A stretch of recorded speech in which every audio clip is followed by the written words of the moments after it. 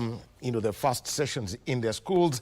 And we also have got an episode of The Ace that's coming up next.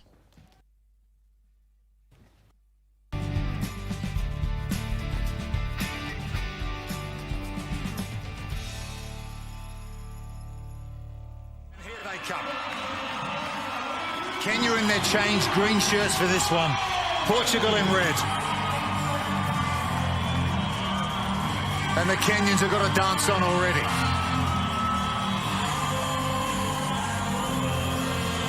The HSBC Sevens is the pinnacle of the World Sevens rugby competition, which is at the heart of every player's development, as it also serves as a pathway to their biggest dream of Olympic qualification. Adongo, he's so fast. Adongo! The ball just beats him. Crisanto Juang knows that very well, having secured his Olympic debut right from school. Coming from far, represented the flag straight from Uruguay, Challenger Sevens. I made my debut to the Olympics. Had a setback in injury, and here I am, strong. Just the mindset, keep pushing, and nothing is permanent. You simply get injuries is something normal in rugby. You have your setback, and how you bounce back is what matters. And just a positive mindset, and life moves on. It was a dream come true for the centre, who had earned a place in the national sevens team Shujaa straight from high school.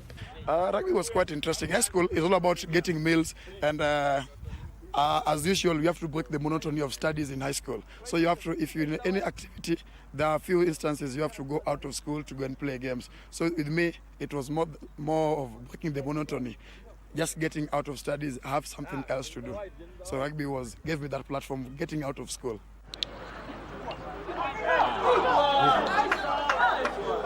And the sport was also beneficial as he navigated school life and the challenges that come along with it.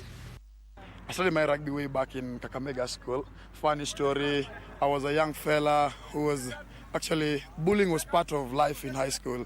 So since I had a cousin of mine there who played rugby, so I was just interested. Just to avoid bullying, I had to have an identity. I had to associate myself with a club in school, and rugby was more welcoming. So that's why I joined rugby way back in 2014. He joined Nakuru RFC, where he's been a key member of their composition. Transition to Nakuru Rugby. Heads up and cheers to Micha Chola, who identified me straight from high school, and I went to Nakuru Rugby. And that's the only club I played my rugby, and that's the only club I live up to because they've mentored me. I found a club with a well culture, deeply rooted within the players, and it's got a definite system of how things need to operate, and they are welcoming. They've got several old boys who've served the nation, so I always love to follow into the footsteps of those people and just give back to the community. Serious jets. Has he got all the gas to get to the corner? Wow! He got his first call-up to the national team after graduating with a bachelor's degree in mechanical engineering from the Technical University of Mombasa with second-class upper division honors. Rugby is a competitive game, and you just have to mix it up with a bit of studies. You can't wake up every day from 6 to 1 playing rugby. Is interesting, but you have to have something that also keeps you busy because rugby is all about physical aspect, but now you have to keep your brain engaged. So that's why I opted to get into engineering. So if I'm not playing rugby, I'm busy doing my things on the sidelines. William Wanji with a strong run. Crescent has not only played for the Shujaas but Morans as well, and captained the national teams as well, while leading with example. I've got a very long history with the national team. The first call-up came back in 2019, but studies, I had to choose school first over rugby. So that's why I've been on and off. Aurora surveys his options. He comes open side. One pass over the top to Kevin Wakesa, and they do score Kenya. The mechanical engineer came in handy for the team again during the HSBC Challenger Series, where Kenya won Division 2 but was not promoted after they decided to change the rules. I made my debut in the Kenya Sevens. That was way back in 2023. Yeah, I played for the Morans in 2023, 2024. Made the Challenger Series, that was in Uruguay. Went ahead and represented Morans in Ghana All African Games, where we became number 3. In Uruguay, we were number 3.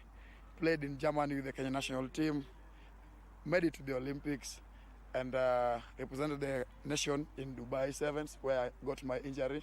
And here I'm back. We're straight from African Games, that was in Mauritius, then Safari Sevens.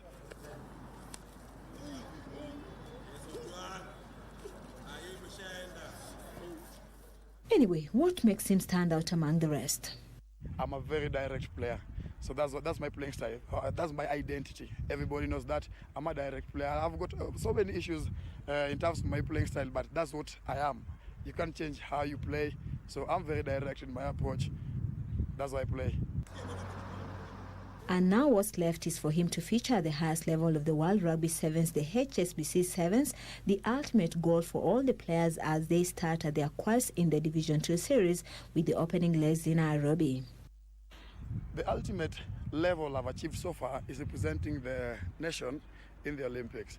But now, when we qualified back in Madrid, I was in the same team. We qualified back to the series, and now the most important goal so far ahead is getting back to Division 1, because I think that's the ultimate prize now we have as a team. There's no bigger goal than that. That's what we're working towards. That's what we focused in. So anything we do, you wake up every day, you come and push. We've got only one goal. I can't say there's a bigger goal than getting back to Division 1. That one I'll be lying.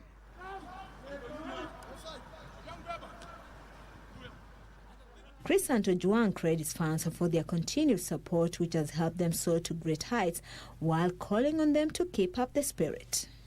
Always, behind every successful players, we've got our fans, and the Kenya fans have been really fantastic, straight from our club level. Shout out to Nakuru Rugby fans, the national team fans. They're always behind us. And just rally behind the boys. The best you can do is always support. You're the third party into the games. Always rally behind us, and we'll never disappoint. Heading out to Zimbabwe is all about good vibes. We'll represent the best we can do because we're prepared. Let's see how it goes out.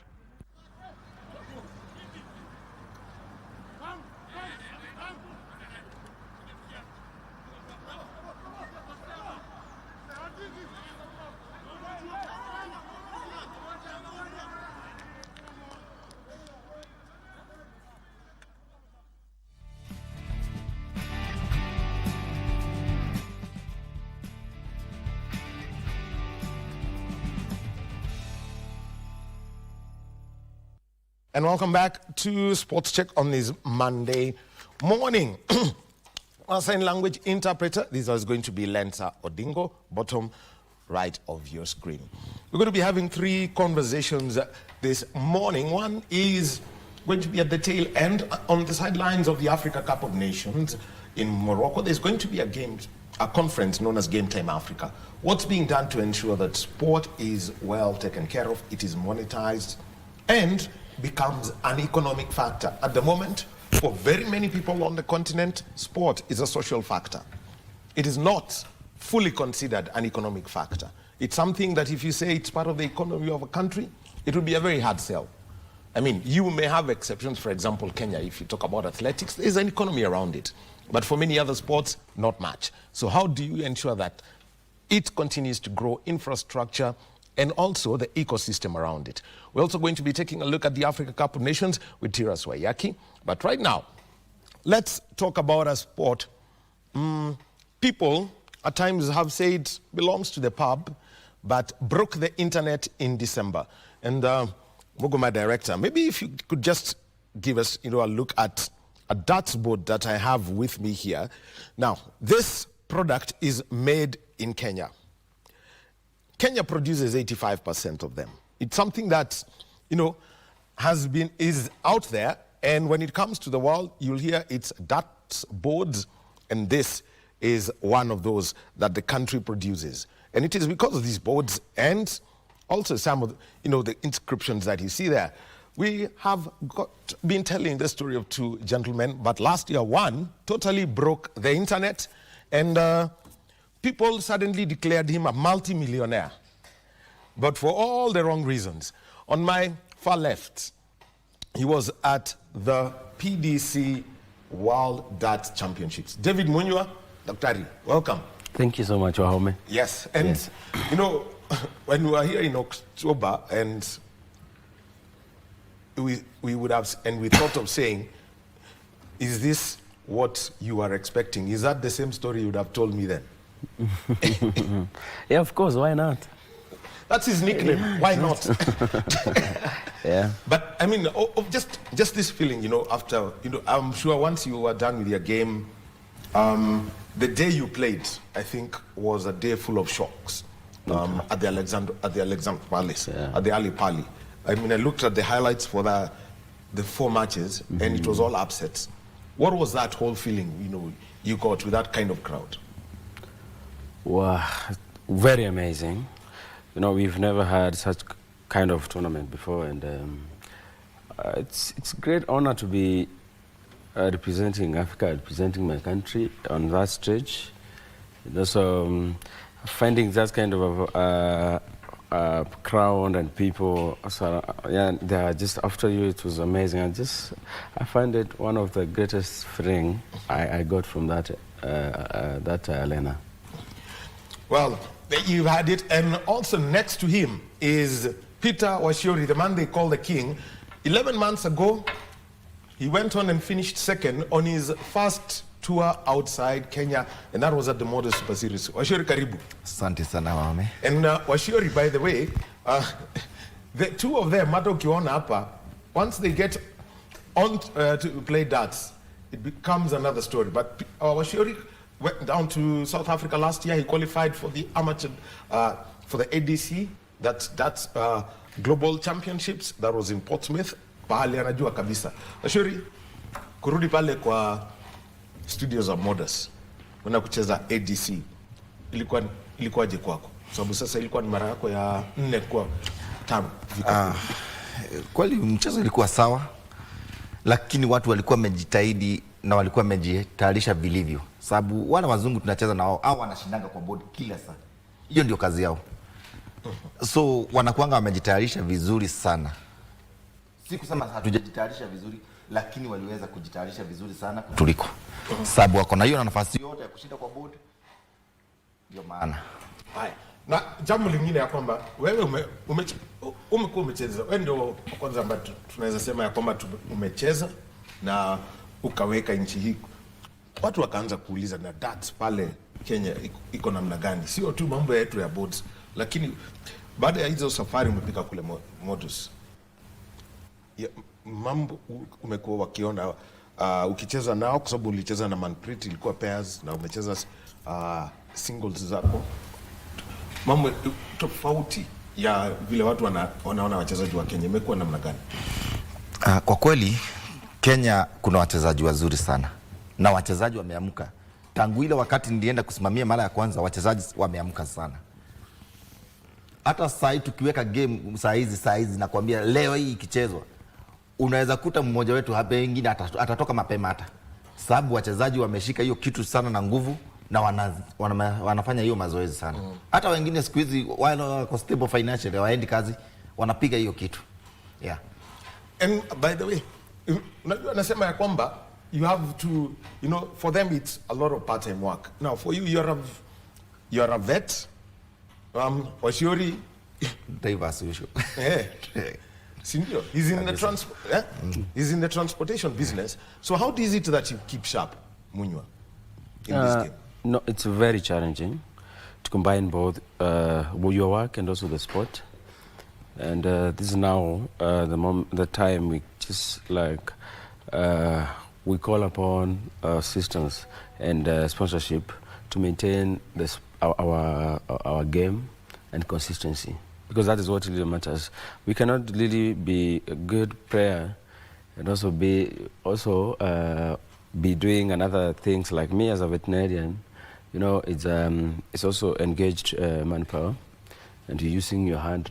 Shuri is also using his muscles. This game requires what we call muscle memory, and also, you know, any time you interfere with your muscles and you have to work, you have to lift something, you have to, you know, it's going to escape your way. So we need to, we're planning to have maybe find a way we can have sponsorship that can keep us on board and help us be consistency so that we can maybe be in a position to represent our country wherever we are needed to. Yeah.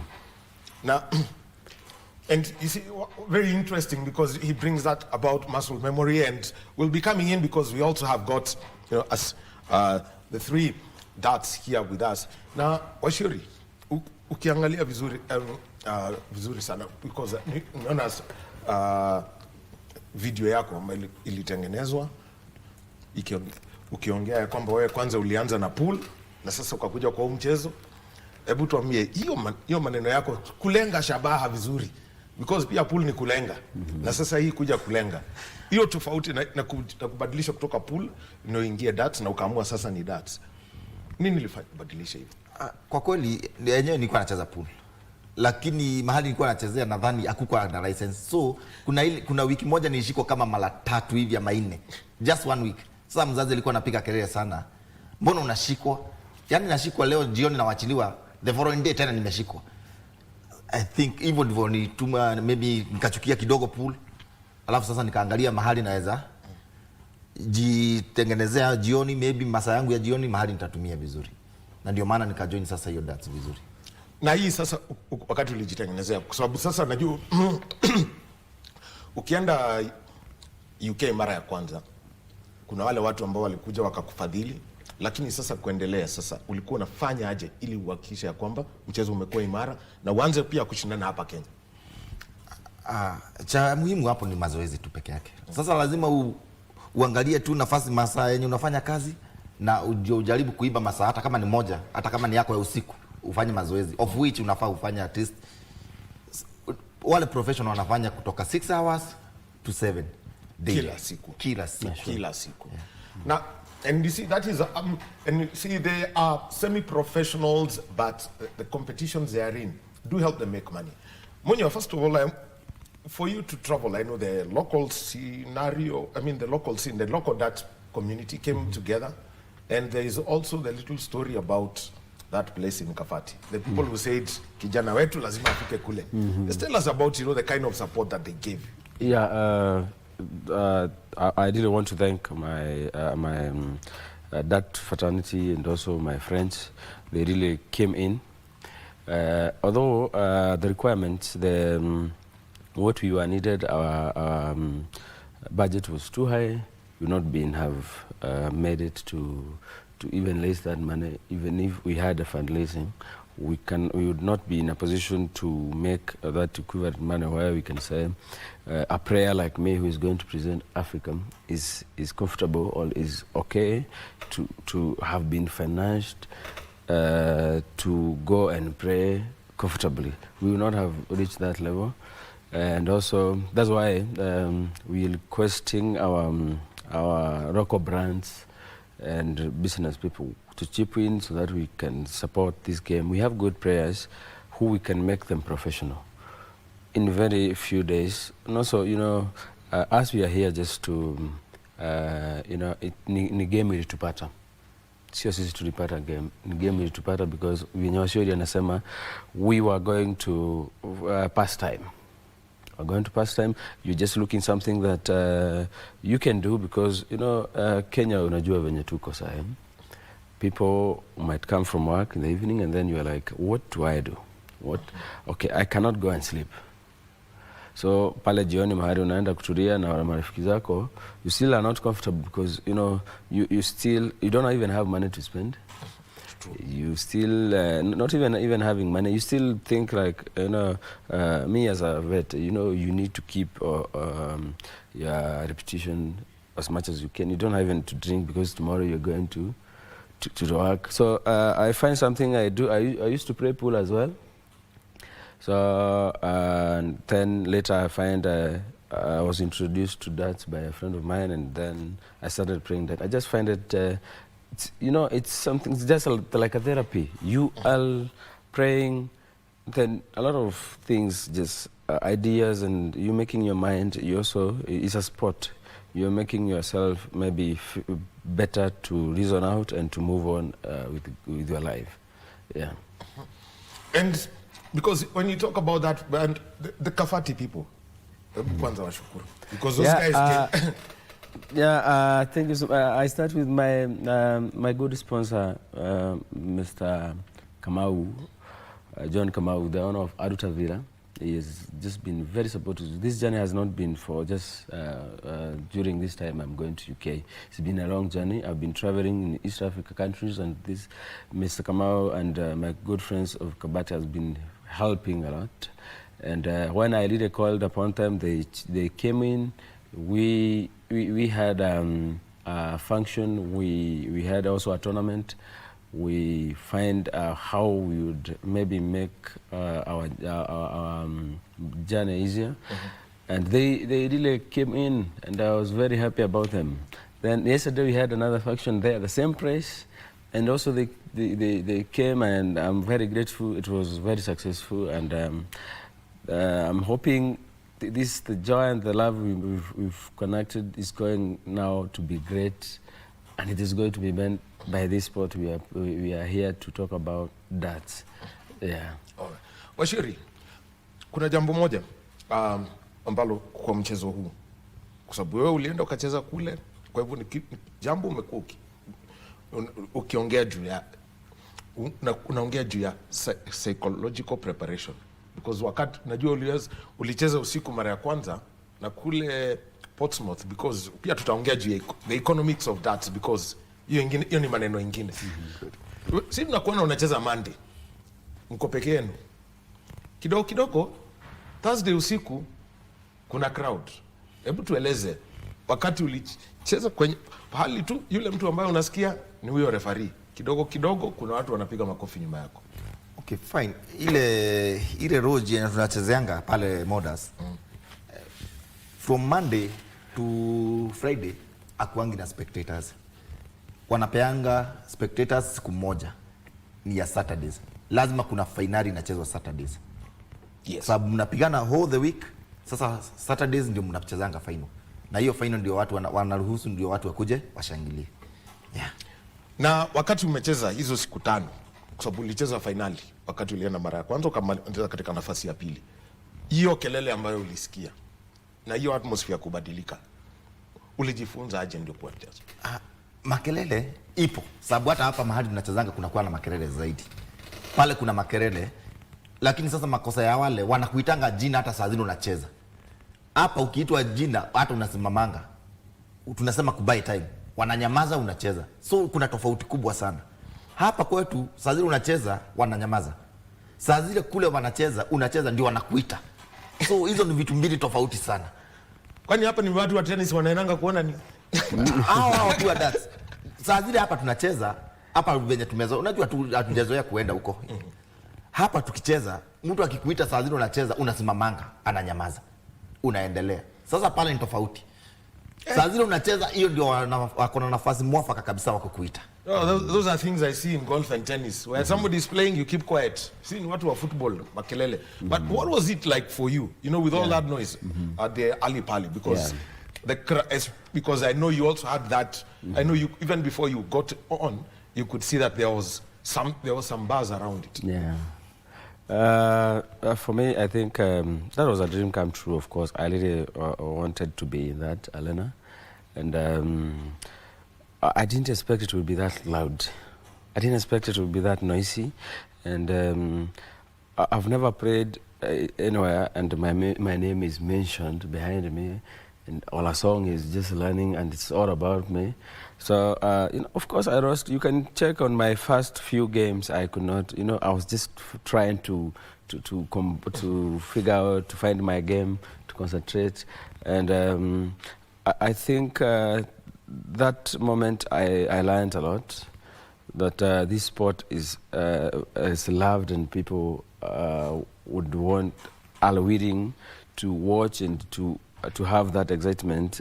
As I see in the UK, during the Christmas, people find this sport very exciting, and I hope we can be able to get to that level of having this sport. We can, having such kind of arena and bringing people to enjoy during Christmas and competition, because we already have quality players like me and Washori and other many. So if we can just maybe have the same atmosphere, so that before we take our own to Alexandria Paris, we have already learned how to maybe accommodate all in mind, because that is about concentration and it's very challenging for the first time, but I thank God we tried our best, and it was well. Your game against Mike Dudeka, you go 2 legs down, because at that point, then suddenly one leg is won, the second one is won, and when we are watching and taking a look at it, the place, you said it gets very loud. Yeah. How loud did it get? Because only you can tell us. Najua ikiwa hapo sisi ambao tunaona kwa TV, at least we know how we play around with sound levels. But how was it inside that? Oh, yeah, the place was even hot. The crowd was too big that even you can feel you're stepping on the podium and you're like, oh, there's some people are screaming, people screaming, and you trying to do what you do at your best. How we train or how we play our game, most of the times there's no that noise. So it's easier when you see me play alone, I have a very beautiful game, but it's easier because there's no noise. But going to play and you hit 60 or the highest marks, and you are like, hey, so you are like, your mind lands away before you just. That's why we were two legs behind. Before you get to that level where you can, you can hold, everything has stick into you. You can hold and try to concentrate. Sometimes that's why you find most of our new players just can't go far, because you have a lot to maybe keep in your hand, and everything is going to. You need time for everything to stick on you. From even getting to sport, it is your first time, the crowd, everything. It's before it sticks to you, hauna time. Kama ni professional anakuja kama amekufagia. That wasp. Tell us about that wasp. Is it a mechanical device or is it a real wasp? It's a little wasp. It's good. The venue where we play, Alexandria Paris, it's somewhere it's so beautiful, and what we most of the times, bees and wasps are most interested on such kind, and also the smell of the honey people.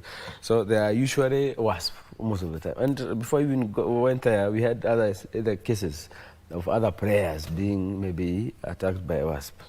So I was maybe aware, and even the commentator, if you listen, was also predicting it. Like, we might have a wasp here. So my manager, Mr. Tony, had asked me, what do you think if wasp come?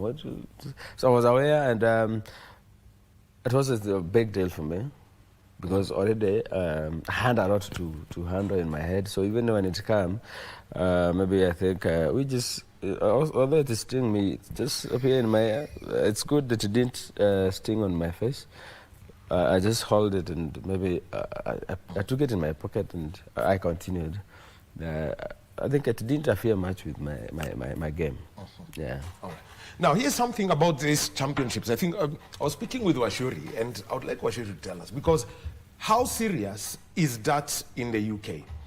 Imagine you're going to you have the Alexandra Palace. The setup is, there are people who are somewhere on the floor, and they have tables. Yeah. Now, they were paying, for the round of 64, they were paying somewhere around 60, 65 pounds to be at a table.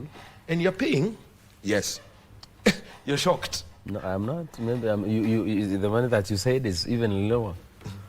Now, that's an early bird ticket. Yeah, 60 pounds. Yeah, it's early, exactly. Now that. And if you're going to the stands where there is no table, you're talking about 55 pounds onwards. Washuri, easy. So that makes sense as to why, despite the heavy sponsorship, they can afford 5 million pounds in prize money. Sure. Kwa sababu sasa, hebu tuelezee ilivyokuwa.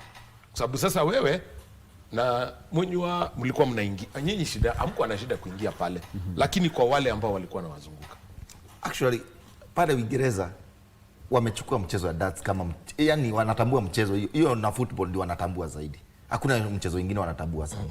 So saa zile kuna game yote, sababu hata sio hiyo event tu, lakini kuna zingine hata dogo dogo huanga zinajaa, wanakosa hata nafasi ya kuuza zile ticket, sababu wanatambua sana hiyo mchezo, sababu wanaianzia kutoka kwa mashule. Kwa shule unaweza pata mtoto wa huko mdogo kabisa anakupiga, sababu amezoea ile hiyo mchezo. Sasa world champion kwa miaka 18. Exactly. Huyu hata ni mdogo au ni mkubwa. Kuna wengine wadogo ni vile umri yao waruhusu wacheze ile game. Yeah. Kuna wachezaji wengine wazuri wadogo sasa. Yeah. Na hebu tupatie for example, pale unaenda pale kwa lounge ya Modus. Tuelezee hiyo Saturday, umeniambia watu wanafunguliwa. Tickets vile zinauzwa na watu kujaza hiyo nafasi. Actually hata sasa hivi tuseme leo ni Monday wanacheza group. Tayari sasa hivi tickets za Saturday zimeshauzwa. Ishaja. Ukienda Tuesday huwezi pata. Ticket huanga ile nafasi tu inapeangwa ni wale wachezaji wanacheza hapo. Maybe utapewa nafasi 2 ulete wageni wako kama uko nao. Aya, the tickets at Ali Pali. Just because I mentioned the prices, just give us because you've seen the progression as it gets higher. You know, I mentioned the round of 64. I'm trying to imagine the final where going to the stands is what? Close to 100. What they were calling the tier is £100.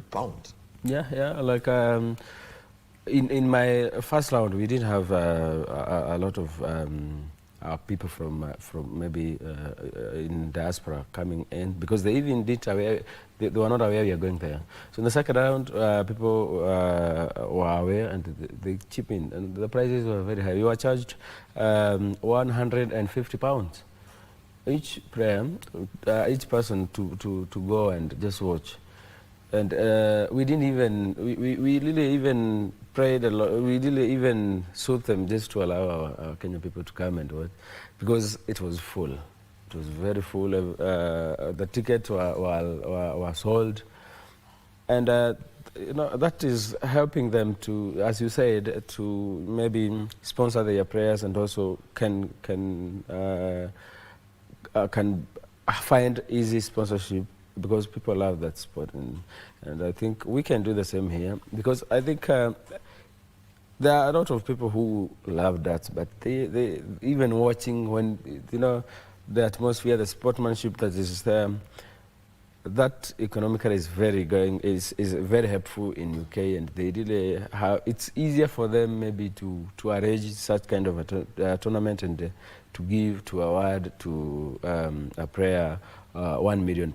It's easier for them, and also not only awarding a player, also giving money to amateur sports, and you know, sponsoring the sport like they did in Africa. We were able to be given 3 million to grow and to learn the sport in Africa through ADG, and because people have shown love, that they chip in, they support the companies, also people come and watch, paying ticket. It's really helping them to arrange. Yeah. Well, we've got a darts board here, and also we have got some darts here. When you this is a game where you have to be very good at mental math. Yeah, sure. Kuna pahali ulikosea 25 mara mbili. Check out.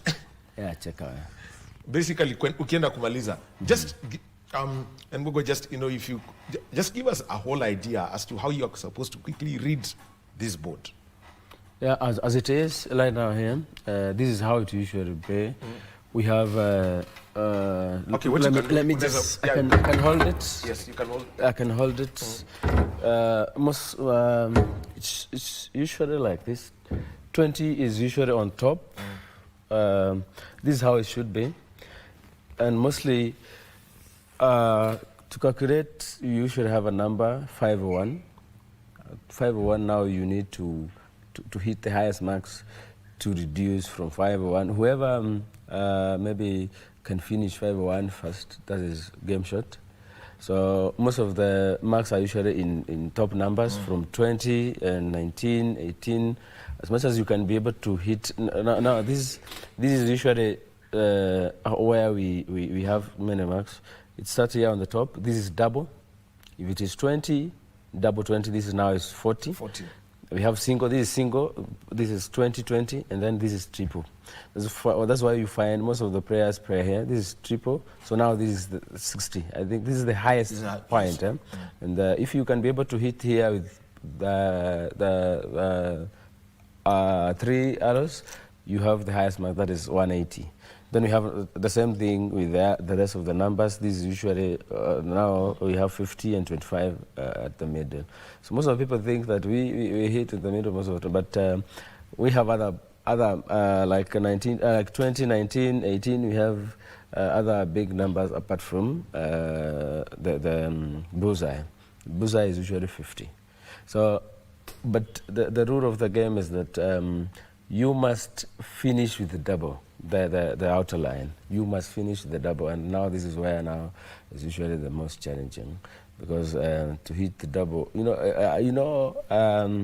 most of the time, even if you hit one, it's counted, or 5. Yes. The game is going on, but you have to hit a particular point to finish. If it is double 40, if it is the game is 40, you must hit double 20. Yeah, so you must finish. But there are other games like you can start with double. You must start with double and calculate and also finish with the double. So there's no, but the major ones, most of the time that is used is free throw, calculating for 501 and finishing with the double. That's the rule.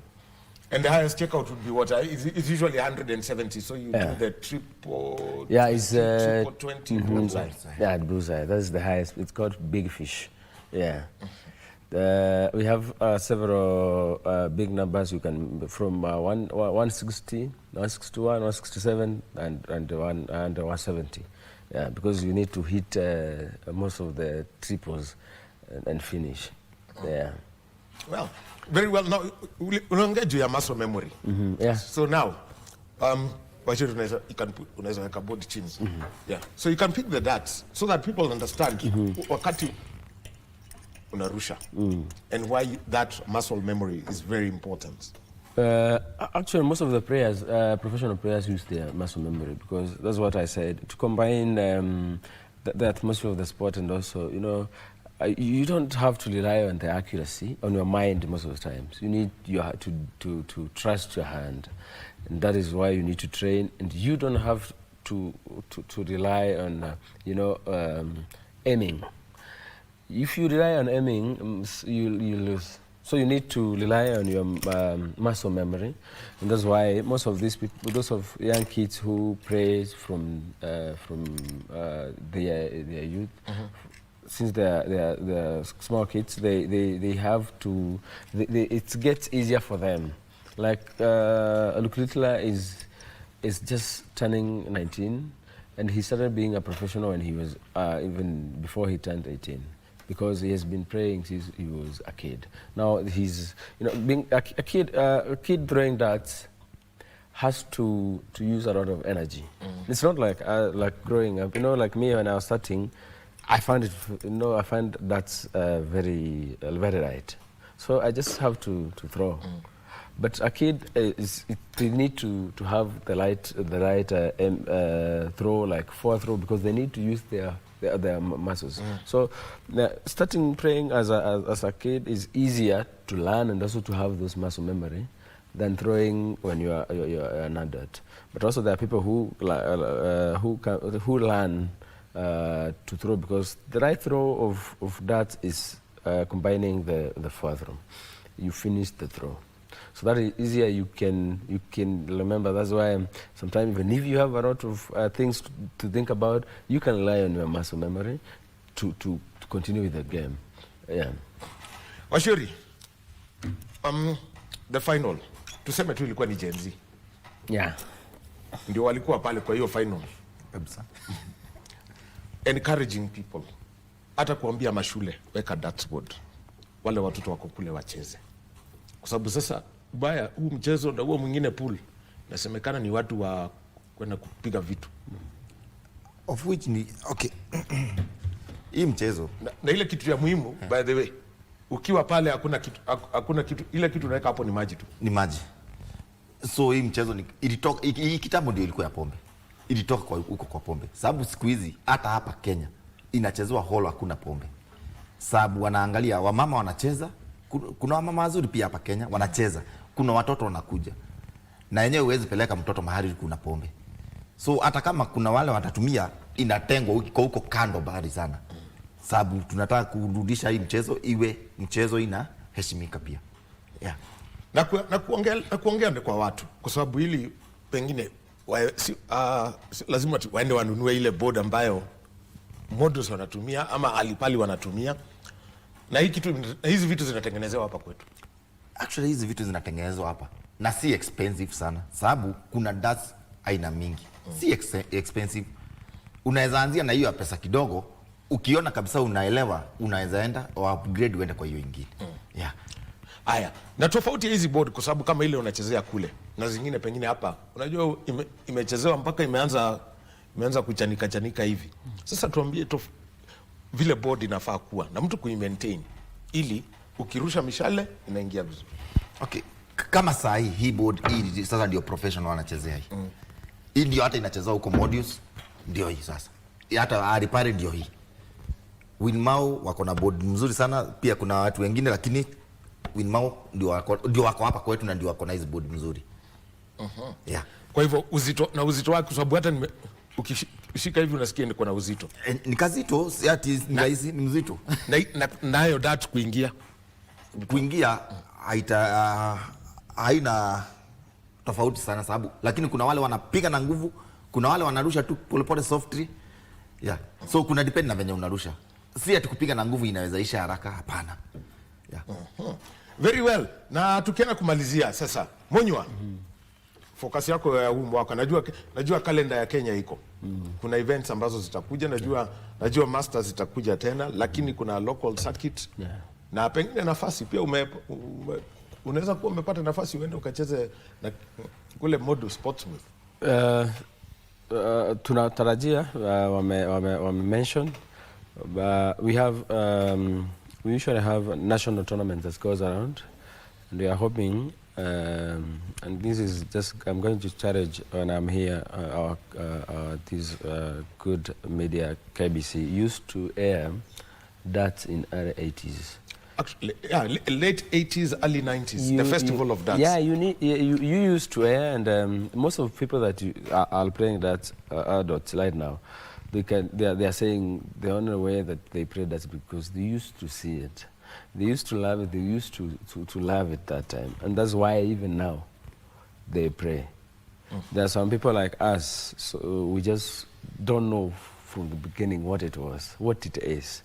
If you've been raised in an environment where you cannot go and watch crab or pass by a bar, you don't even know what that is. I'm sure most of the people don't know what that is.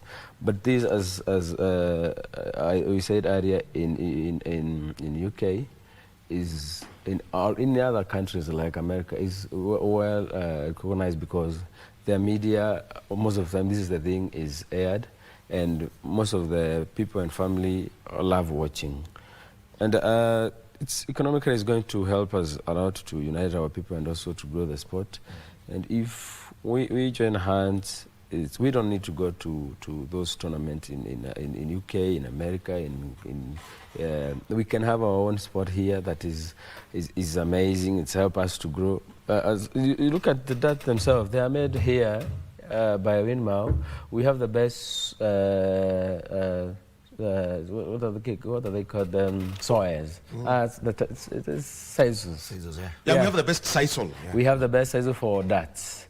Yeah. So if these are made in Kenya, if we continue still buying more, Winmau is going to require workers, the players, and also they have interest also in sponsoring us.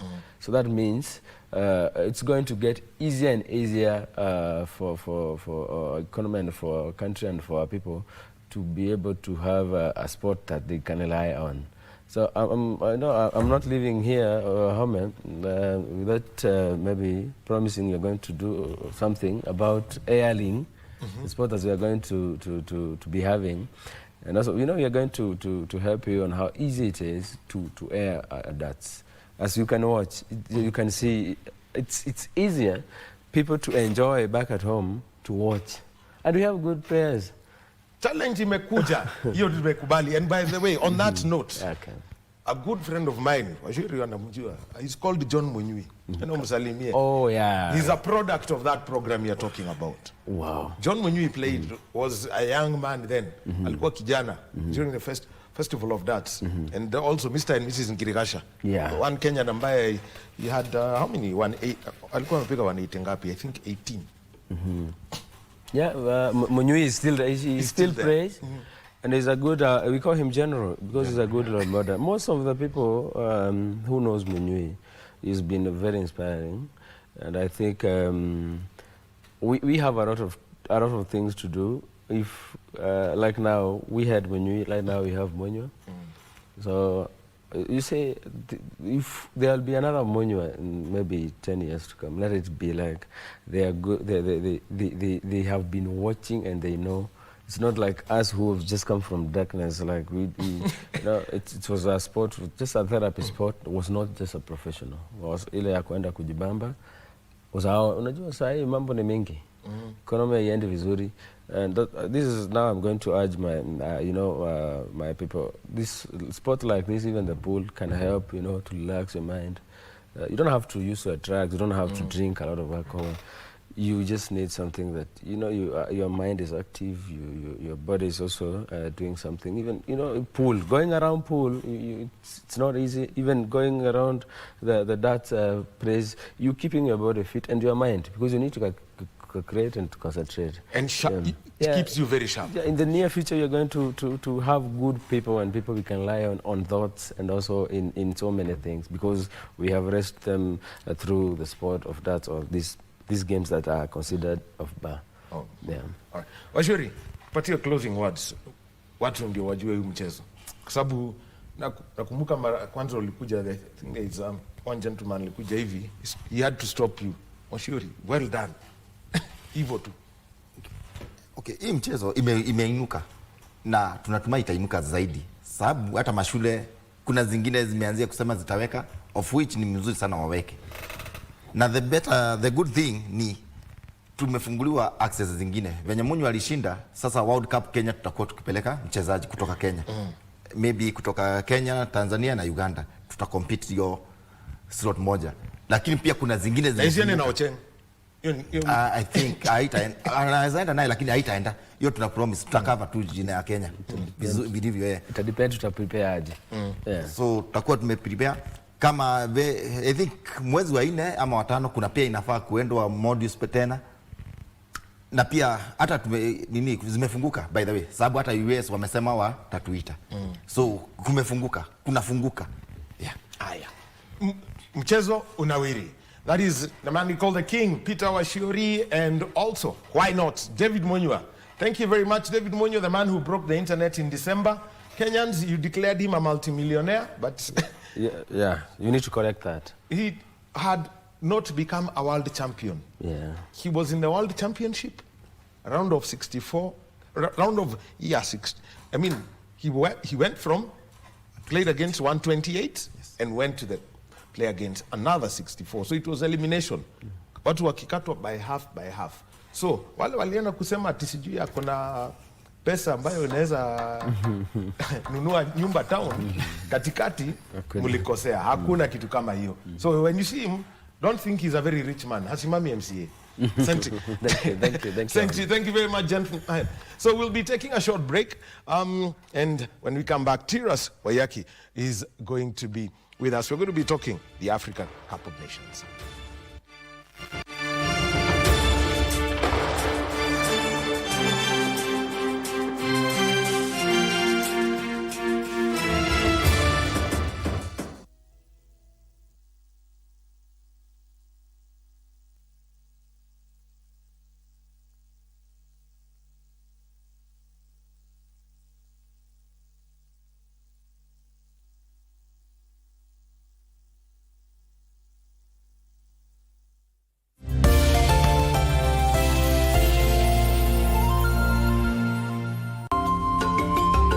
hizi kofia za Harpin zinasaidia sana. Ndio, na unajua hawa madaktari wa China wanazingatia sana kazi zao. Let's try taking him off, but observe him for 2 hours, and if everything's fine, we can extubate. Daktari, asante. You're welcome. Guys, woo! It is our lagging day. Yani bahati. Mimi naingia chooni, nimalize alafu nitoke. Hapa lazima ukanje. Sitalipa. Enda. Unaweza ndeka at least na ka loan pass. I don't work with loans. Toka uende. We don't have to do this. Marada mkae. Mbona unalipisha na hawa ni customer wetu wamekuja pale kula na lazima waende haja? Bishati Ramos. Ushalipisha choo hapa kweli? Hapana. Sasa tunasikia mamoka. Nyinyi wafanyikazi mutanitia pressure.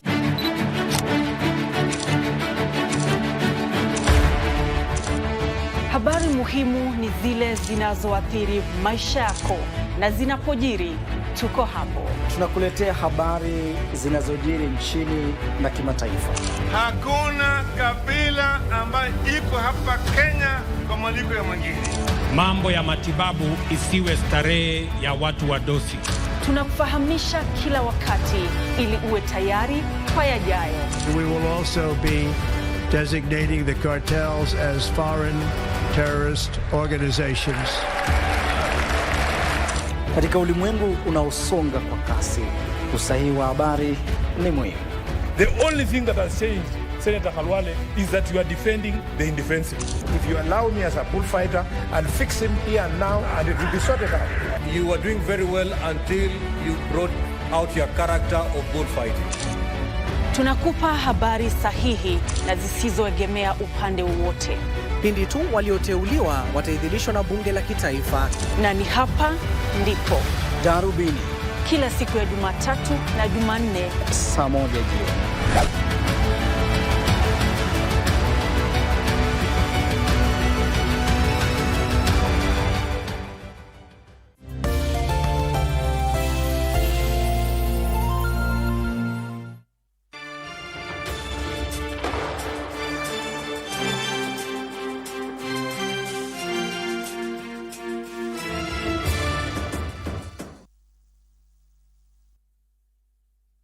And welcome back to Sports Check on this Monday morning.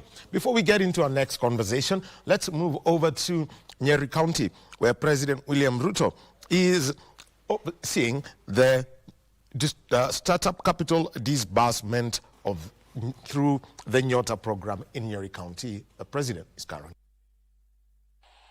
Wapi wangwana wa Moranga nione? Wangwana wa Moranga simameni ni waone. Moranga hoye! Wangwana wa Kirinyaga wako area. Wasimame tuone wapi wanja Kirinyaga hoye. Aya, na wenye boma. Vijana wa Nyeri muko? Kwa area. Hebu simameni tuwaone vijana wa Nyeri hoye. Basi asanteni sana. Mimi kwanza nataka niseme karibuni sana. Mimi nimekuja hapa leo, ile kazi tumekuja kufanya hapa ni ya muhimu. Vile mlisikia waziri sema, pale nyuma kulikuwa na project kubwa kama hii, lakini vile iliendeshwa haikukuwa na matokeo yote. It had no impact. Na ndio sababu hiyo wakati nilidesign hii project, nilisema ya kwamba hii project lazima iende kwa vijana mashinani. Na ndio tukasema vijana hawawezi kutambulika Nairobi. Tukasema vijana watambulike katika kila ward. That is why we devote of this program from the headquarters, not to the county, not to the constituency, but to the ward, the smallest unit that qualify. Na tulisema vile vile tunataka hii project ama program isiwe ni program yenye iko na brokers, yenye iko na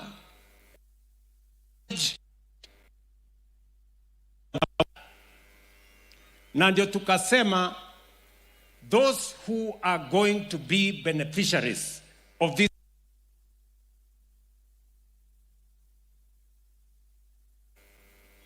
sio lazima ujulikane na mbunge, sio lazima ujulikane na MCA, sio lazima uwe rafiki wa governor ama chief.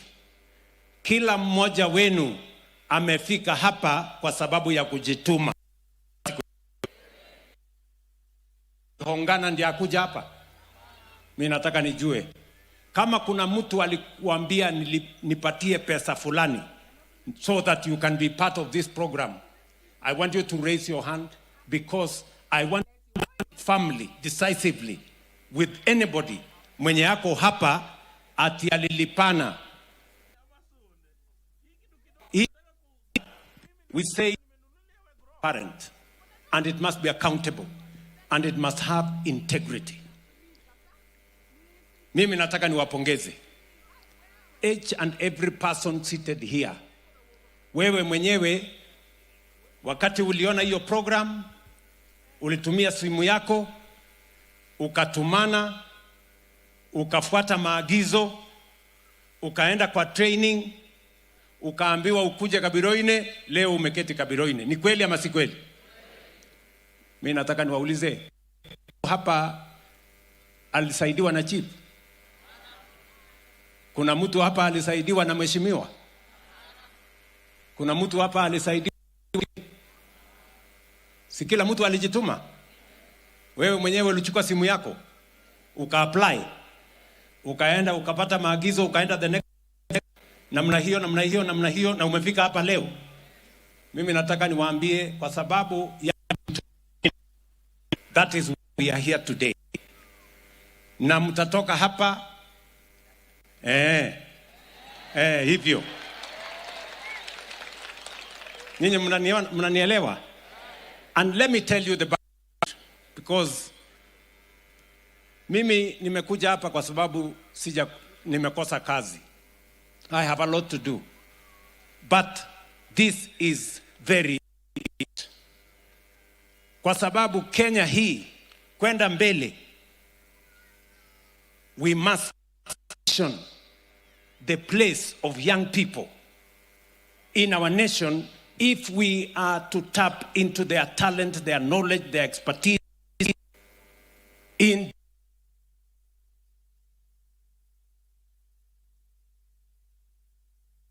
to every young person and to every Kenyan. The largest, the most important that we have as a country is our human capital. That is the most important asset. It is more important than gold. It is more than any money. The asset of our human capital. Yani, ile rasilimali kubwa tuko nayo Kenya ni wa Kenya wenyewe.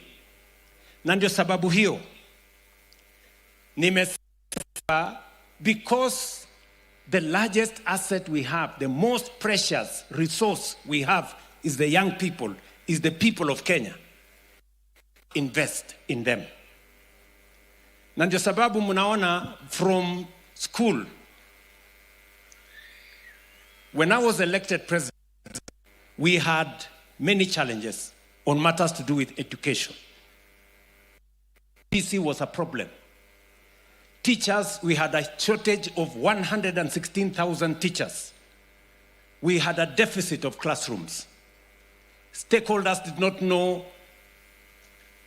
when to move from primary school to junior school, how junior school is going to transition into secondary school.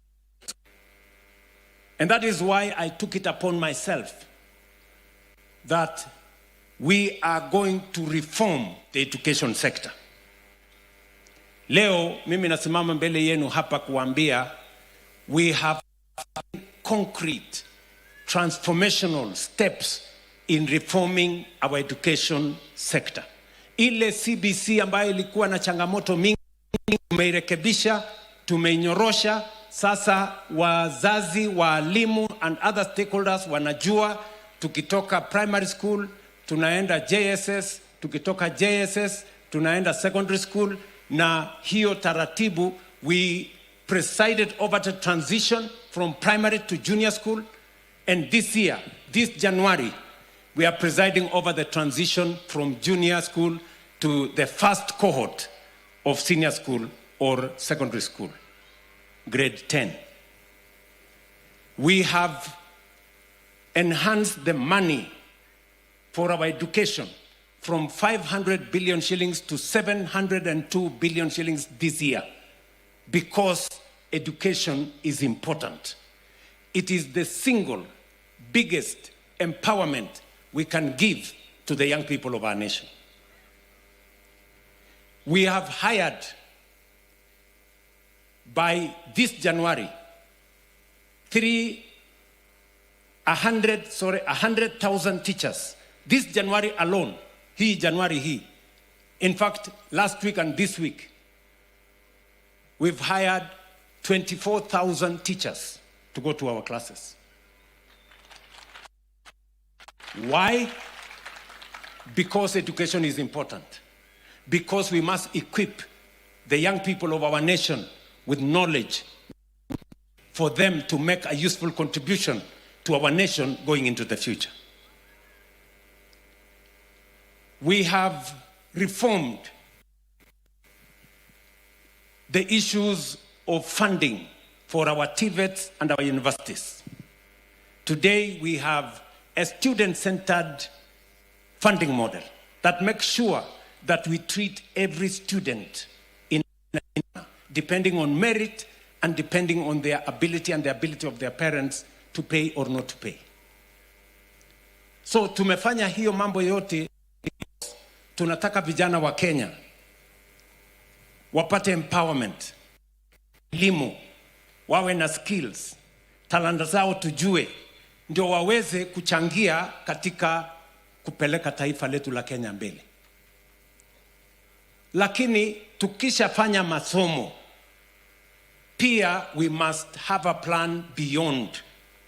Mtu akimaliza form 4, mtu akimaliza standard 8, what happens? Mtu akimaliza university, what happens? Mtu akimaliza college, yule ambaye amekosa ku transition from one class to another for whatever reason, what happens to them? And that is why we have designed 5 interventions as government to make sure that the money we spend in the 700 billion shillings we spend as Kenyans kusomesha watoto wetu, we must get value out of it by making sure the product of education, the young people who get out of school, we must place them in areas where they can contribute to the progress of our nation. And I've told you we have 5 interventions. Number 1, I told the people of Kenya we were going to run a public construction intervention. Many countries, and I know some of you have read this, many countries, for them to create jobs, they have engaged in public infrastructure development. And that is why, as an administration, tulianzisha project ya housing. Housing was not just about jobs, was not just about... Housing was not just about houses. Housing was about jobs. Much more importantly. Today, as I talk to you here, we have 500,000 young people working in our affordable housing program, building houses, markets, hostels, engineers, architects, masons, plumbers, carpenters, and all the other trades. People who have graduated from college, people who have graduated from TVET, people who have graduated from VCTs. We have 500,000 of them. Number two, we have also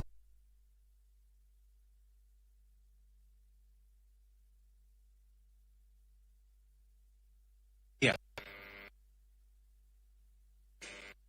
My friend Mwadime, they are there. They will tell you that through our National Employment Authority portal, in the last 2.5 years, 500,000 Kenyans, young people from our nation, are working in different parts of the world to go and work in America, in Germany, in Asia, in Middle East, and our revenues from diaspora remittances have gone up dollars in the last 2 years. Ni mnanielewa? And we have done it deliberately. Kwa sababu tumesema hatuwezi kungojea ya kwamba itatokea tu nafasi ya kazi. Lazima tuwe na mpango. We must. And for the first time, I can confirm that the government of Kenya has how young people are going to access jobs.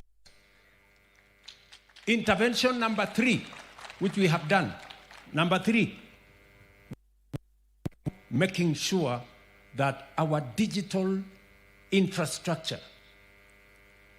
already we have 30,000 kilometers of fiber optic in Kenya. Our target is 100,000 kilometers of fiber optic. And we want another 1 million young people to work in the digital jobs space. As I talk to you, tuko na vijana 300,000 wanafanya kazi katika mitandao. Digital jobs, working for companies in America, in Europe, in Asia, from Kenya. Muliniona last year, nilienda pale Ruiru. Kampuni moja inaitwa CCI. In one building, 5,000 young people from Kenya are working for America from one building on our digital jobs platform. Nye mnanielewa? We are rolling it out to every TVET, out to the G2 centers. We are rolling it out to ICT hubs, and have given money to every member of parliament to build an ICT hub in every ward in the Republic of Kenya, because we must plan for our young people to get jobs. Mnanielewa vijana wangu? And each and everyone seated here, you have an opportunity to access those opportunities. And today here, leo hapa tumekuja, wale ambao wanaweza kwenda kufanya kazi, wale walimu nimewaambia tumeajiri 24,000 this month. Wale wa digital jobs, they are working in the digital space. Wale wanataka kwenda kufanya kazi Marekani, Ulaya, Saudia, wapi, wametembea. And we have made it easier for them to go and work outside Kenya. Lakini tukasema vile vile, tuko na vijana wengine katika export of labor. Hawajabahatika kwenda digital jobs. Hawajaenda, sio masons, sio electricians. Hawajaenda kutusaidia katika program ya housing na markets na lakini ni watu ambao ni wananchi vijana wa taifa letu la Kenya. Tukasema hata na wao lazima tuwapange na biashara. Mnanielewa? Na ndio leo hii program ya Nyota tumekuja hapa. Na tumekuja hapa eleze. Hii program itafikia vijana 820,000. We are looking for 800,000 young people to participate in this program. We have 4 components of this program. One component is the one you are seated here today. Business support. We've come to support you and support your businesses. There is another program which is going to follow of young people who are working. Enda kwa mjengo, amefanya kazi ya electrical, mpaka amekuwa electrician, lakini hana certificate kwa sababu hakuweza kwenda kwa college. Mwingine ameenda kufanya kazi mahali fulani, ni mechanic, lakini hajapata bahati ya kwenda shule, lakini siku hizi anaelewa hiyo kazi ya mechanic. So we are looking for 20 such young people. And we are going to give them to pay for them a short exam, and then we are going to give them certificates. That kama mtu amekuwa akifanya kazi mahali fulani, lakini hakubahatika kwenda college, sisi tutamulipia fee ya kufanya examination na tutamulipia pesa ya kufanya certificate. Ndio hata na yeye kesho anaweza kwenda mahali fulani, aende mimi najua kufanya kazi ya electrical, mimi naweza kufanya kazi ya mason, ndio hii certificate yangu ya plumbing, ndio hii certificate yangu ya kufanya kazi fulani ya carpentry, ya tailoring na hiyo ingine.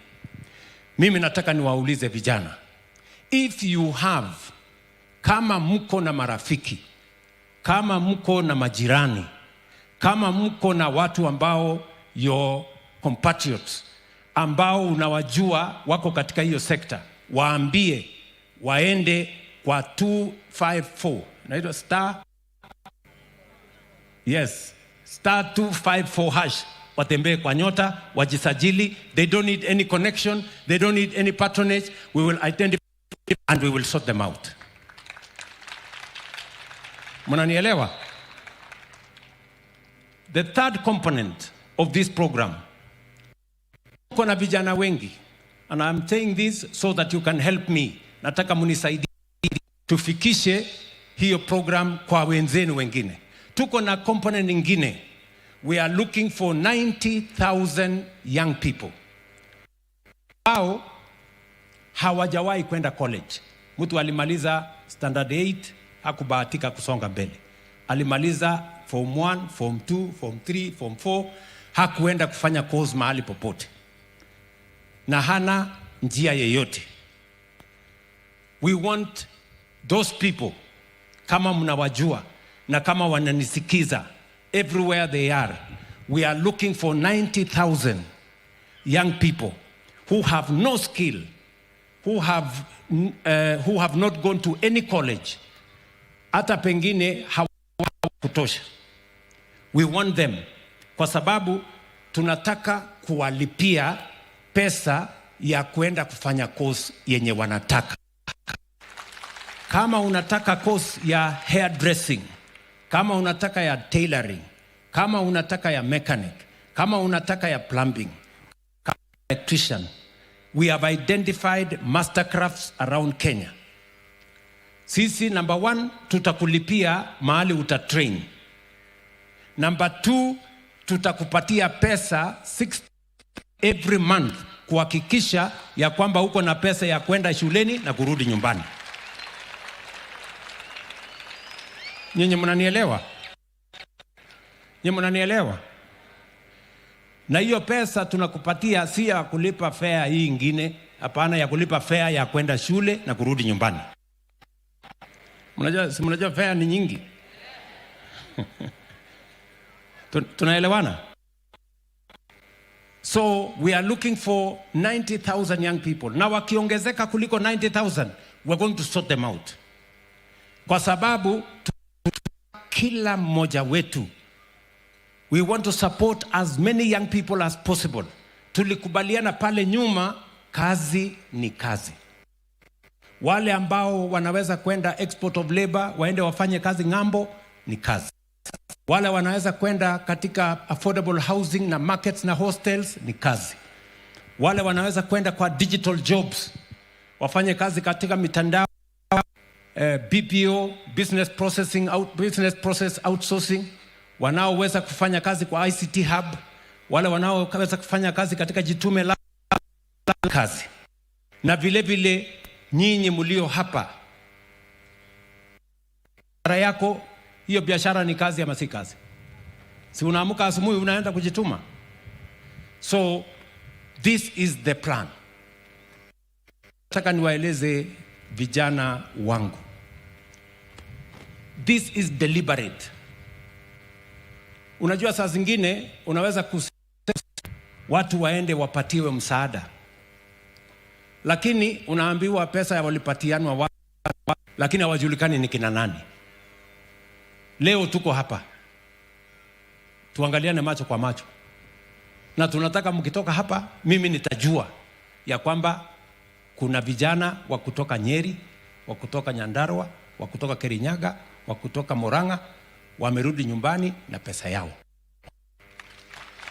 Mimi sitaki kuambiwa story ati unajua tulifanya. Mimi ninge decide kukaa State House. Iko na ofisi kubwa hapo na carpet na nini, si ndio? Lakini I am here that each and every one of you goes away from here with their money. Mimi sitaki nipigishwe story ati ilienda ikarudi ikateremka ikashuka. Sijui kama tunaelewana. Tuko pamoja? Najua watu wengine wananiambia rais anafanya nini na vijana huko, angekaa ofisini nini, hii pesa tu ingetumiwa nani. Mimi nimeona mambo bwana. Unaweza kuambiwa ilifanyika na kumbe haikufanyika. Ni mnanielewa? Na mimi nataka niwapongeze. You people are the ones who are going to drive this country into the future. Unaona mtu wa kujituma, yani anasoma, amesikia ya kwamba ukienda 254 iko kitu inaitwa nyota. Mtu mwenyewe anaenda hapo 254 nyota, anafinya. Alafu anasonga, anaambiwa apply, ana apply. Anaambiwa kuja training, anakuja. Anaambiwa twende iko maneno hapo, unaenda. That is the spirit, the Kenyan spirit ya kujituma. I must to say to all of you, congratulations. I see Kenyans. Naona huyu mama ako na mtoto. You know?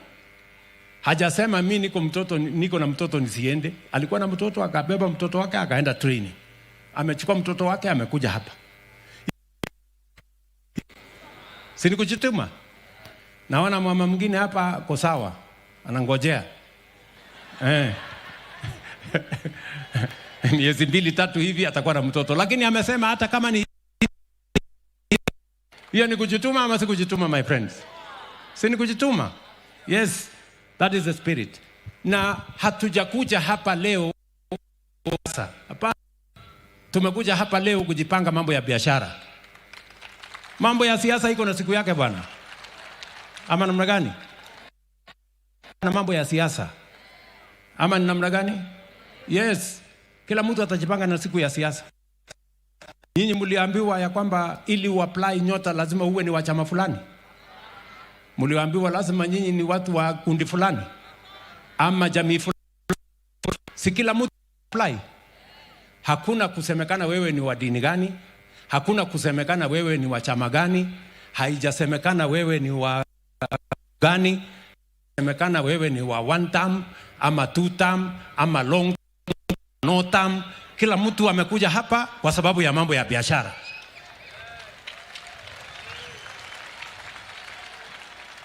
Ni kweli ama si namna hiyo? Unajua shida hii ya Kenya, for a long time anything that is done inafanywa na lenses ya siasa, siasa kidogo. Ndio mimi naona ndugu zangu wengine hapa wanajaribu kusema president ameenda anapatia vijana 50,000 kwa sababu anataka kuwahonga. Sasa mimi nataka niwaulize na wa hapa, mliulizwa mkuu wa chama fulani ndio mkuja hapa? Mliulizwa mrengo gani mna support? Mliulizwa ni mwanasiasa gani? Si kila mtu amekuja hapa kwa sababu nyinyi ni vijana wa Kenya. And let me tell you, anza hii mradi kule Kakamega, nimekuja Eldoret, nimekuja Nakuru, leo hapa Nyeri, kesho nitakuwa kule Samburu, baadaye nitaenda Nyeri, Meru, alafu nitaenda Machakos, Nairobi, alafu nitaenda Pwani, alafu nitaenda Nyanza, because is a national program about the young people of Kenya. It is not about politics. My friends, we must not politicize everything. Naona mjama mwingine hapo ule wa 40 years anasema mbona president ameenda kupatia vijana 22,000 sijui 50,000, hiyo ni kuhonga watu. Sasa wewe na unasema ati hiyo sijui 20,000 sijui 50,000 itasaidia vijana na nini? Ati ni pesa kidogo. Sasa nataka nimuulize jamaa wa 40 years, wewe umetoa pesa ngapi kwa vijana wangapi in your 40 years? You know? And unajua kuna watu wanaishi in utopia. There are people who believe 50,000 is very small money. Yes, it is small money to you and maybe your children, but it is not to these people. Hawa watu wanajua vile watafanya. Ni kweli ama si kweli? Na wacha niwasaidie. Let me read for them a verse. 4:10. Yes. Zakaria 4:10 inasema, do not humble beginnings. Sindio? Hapo kwa 50,000 kunaweza kuanza biashara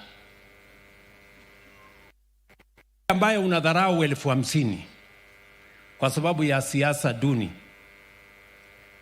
na huna mpango for, na kama ulikuwa na this one and you have not implemented for 40 years, how long is it going to take you to implement anything? Ni mnanielewa? Yes, we must compete in this country on ideas. Walikuwa wanasema, sikia juzi mngesema ati huyu Ruto awachane na mambo ya housing, sisi tutajengea nyumba wenyewe, tunataka Ruto na wafanye kazi. Unajua, such leaders, they don't understand the connection between housing and industry. Housing, you will develop huge industry in cement manufacture, develop a huge industry in steel manufacture.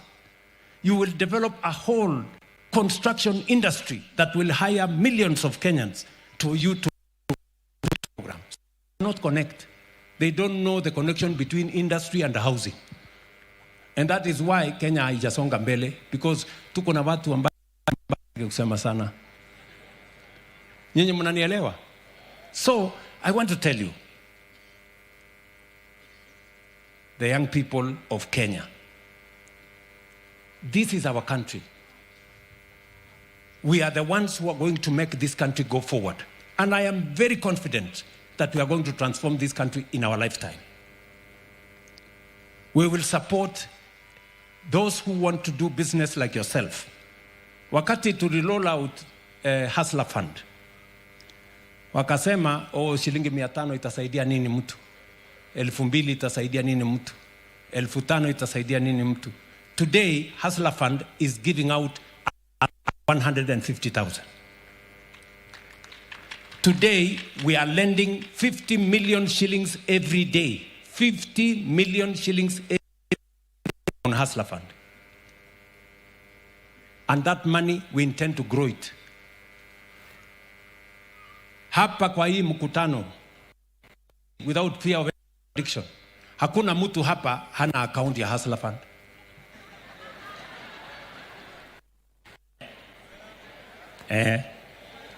Ni kweli ama si kweli? Si kila mtu, sijasema yule amelipa ama hajalipa, nimesema hakuna mtu hapa account ya Hustler Fund. Ni kweli? Si ni kweli? Yes. And there are people who are making use of that fund because security required, huhitajika kujua anybody, huhitajiki kuwa na chochote. You only need your phone, you only need your telephone, your ID, and you can do whatever you want to do. Today, Hustler Fund is lending up to 150,000 per person, for those people who know. And the people of Nyeri, I said yesterday, are the best on Hustler Fund. Watu wa Nyeri ndio wako mbele sana. Wanakopa wakilipa wakisonga. So, what am I saying? I am saying we have different interventions. Tuko na intervention soma, tuko na intervention wale ambao wako katikati, because we believe that every person must have an intervention. Mimi nataka niwaulize, kuna mtu hapa amekuwa excluded kwa hii mpango kwa sababu ya masomo yake? Si hata yule mtu ambaye hana masomo wako hapa? Yes. Because when we said bottom up, we wanted everybody from the bottom, hata yule ambaye hajasoma must be able to benefit from like this one. Tumeelewana? Tuko pamoja? Mnasema tuendelee ama tuendelee? Nyeri tuendelee ama tuendelee? Watu wa Murang'a tuendelee? Watu wa Nyandarua tuendelee ama tuendelee? Na Kirinyaga je, tuendelee ama tuendelee? Mnasema tuendelee na kazi, sio? Tuko pamoja? Na mambo hiyo ingine tutapatana kule na mbele kwa mambo ya all these other things. For now, my focus, commitment is to deliver on what we agreed with the people of Kenya on matters to do with empowerment, on matters to do with young people, on making sure that we grow our nation, we stabilize our economy, we make sure that Kenya moves forward. Mimi sitaki kusema, mimi nataka niwaulize nyinyi vijana, leo mkitoka hapa, sawa sawa, leo mkitoka hapa, ngojea kidogo, mkitoka hapa, let him just sit down. Leo mkitoka hapa, pesa zenu, kila mtu hapa, si ndio? Kwanza mmekuja na simu zenu? Mmekuja na simu yake?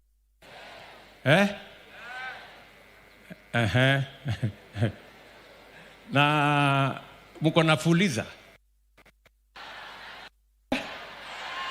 Mchunge fuliza. Kwa sababu hii tumeweka special app, hatutaki iende kwa fuliza. Tunataka iende kwa biashara. Si ndio? Na tunataka pia isiende tunataka iende kwa biashara kwanza. Hustler Fund utalipa mwenyewe. Ni sawa? Ni sawa? Tuko pamoja? Mimi nataka nichukue nafasi hii. Kila kijana hapa anatoka kwa county fulani. Mimi nataka niulize ndugu zangu governors, because my partners, nyinyi ndio mtashirikiana na mimi. Hawa wafanyabiashara watafanya biashara katika counties zenu. Kama mtu anaendesha saloon, kama mtu anaendesha kinyozi, kama mtu anaendesha biashara ya aina yoyote, deni hapa na pale. Sisi tunataka kujua kutoka my friends the governors, and I want to ask my brother Kahiga, ndugu yangu Badilisha, ndugu yangu my young man deputy governor from Murang'a, na wale wengine wote wakuje hapa. Nipatie microphone.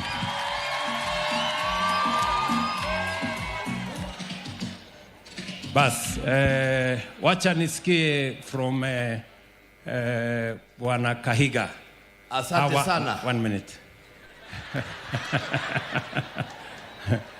Hawa vijana wanataka kujua, especially the young men and women from Nyeri County.